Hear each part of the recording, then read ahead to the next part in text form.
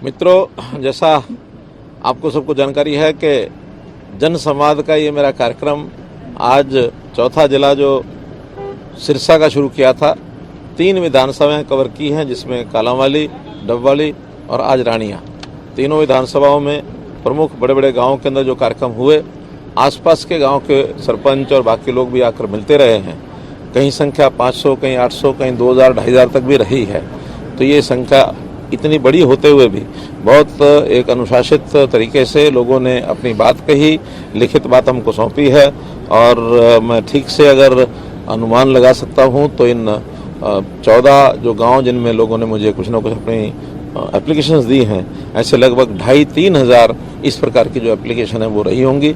इन सब पर एक एक पर काम किया जाएगा, जन संवाद पोर्टल में उसको डाला जाएगा, डिपार्टमेंट को फॉरवर्ड की जाएंगी और हर डिपार्टमेंट से 15 दिन में बाद हर एक जगह की फीडबैक ली जाएगी कि क्या काम उसका हो सकता है, क्या नहीं हो सकता है, कौन सा इमीडिएट करने का है, किसमें समय लगेगा। सब काम चाहे विकास के हैं, चाहे कोई स्कूल के अपग्रेडेशन के हैं, अथवा कोई नौकरी से जुड़े विषय हैं, कोई पुलिस से जुड़े विषय हैं, सब प्रकार के विषयों की फीडबैक ले करके और संबंधित जो कंप्लेनेंट है उस समय पर अवगत कराया जाएगा ताकि वो संतुष्ट हो सके। सर, आज की बड़ी शिकायतें और मांगे आपके पास आई है और कितनों का समाधान हो चुका है? मैंने बताया ना कि अब अनुमान ही है, क्योंकि सारी तो एकदम हिसाब लगाना मुश्किल है, वो चंडीगढ़ जाके लगाया, लेकिन 3000 के आसपास ऐसी एप्लीकेशन आई होंगी। और उसमें बहुत ऐसी है जो तुरंत डिप्टी कमिश्नर और एसपी को कह करके हमने फॉरवर्ड की है, जो 1 दिन में 2 दिन में उनको बुला करके उनका समाधान भी करेंगे। और जिनका सुझाव मात्र है उसके समाधान की कोई आवश्यकता नहीं है, वो समाधान तो हम जो है उनके सुझाव के हिसाब से अच्छे लगे उनको लागू करेंगे।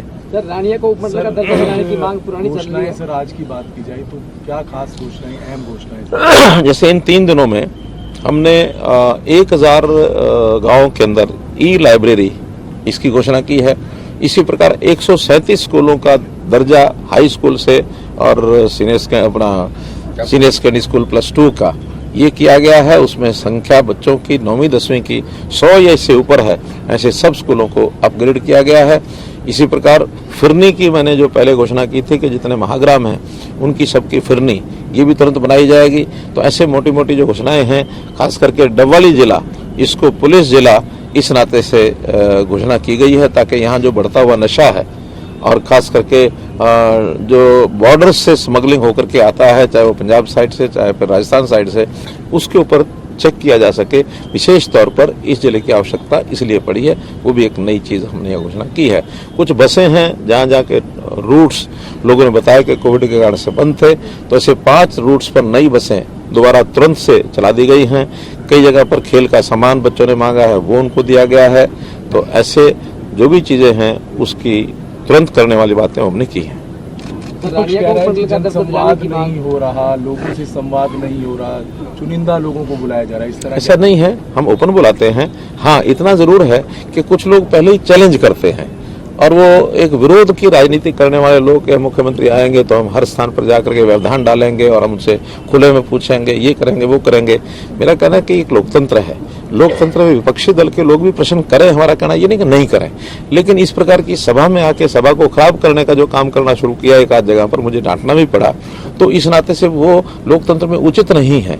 ये कल्पना करें कि कल को सभा मानो किसी और की होगी वहाँ और वहाँ कोई डिस्टर्ब करेगा तो उनको कितना बुरा लगेगा। हाँ, बातचीत करनी है, प्रश्न करने हैं तो मीडिया के माध्यम से करें, आप लोग सबसे बात करते ही हैं, हम इसका उत्तर भी देते हैं। कहीं कांग्रेस के लोग प्रश्न करते हैं तो उत्तर देंगे, किसी और पार्टी के लोग कहेंगे तो उसका उत्तर देंगे और हमारी बातों का उत्तर वो भी देते हैं। तो मीडिया का पर्पज ये होता है कि हम माध्यम बना करके और एक दूसरे की बात जनता तक पहुंचाएं, लेकिन किसी के कार्यक्रम में व्यवधान डालना ये किसी भी कारण से बर्दाश्त योग्य नहीं है। उसको हर कीमत से हमारा ही नहीं, किसी और के कार्यक्रम का भी व्यवधान कोई करेगा हम उसको भी रोकेंगे। सर, अशोक तंवर का बयान आया है कि ये सीएम का आपका जो जनसंवाद कार्यक्रम है, जनसंवाद कार्यक्रम नहीं है, ये सीएम की विदाई पार्टी है। चलिए ठीक है, विदाई किसकी होगी ये तो वो जानते हैं, हम जानते हैं, आप जानते हैं, तो सब जानते हैं। आखिर विदाई तो सामने जब होगी तो पता लगेगा। आज तक तो विदाई हमने की है सारे देश भर में, कोई ऐसा नहीं कि उनकी विदाई उनको पता नहीं है। इसलिए विदाई का जो समय आएगा उस समय आपको भी बताएंगे, उनको भी बताएंगे, सबको पता लगेगा। अभी तो कुछ लोगों को गलतफहमी है कि वो तालाब भी अपने आप को समुद्र समझ बैठे तो ये समय पर जवाब मिलेगा उनको कौन तालाब है कौन समुद्र है। धन्यवाद।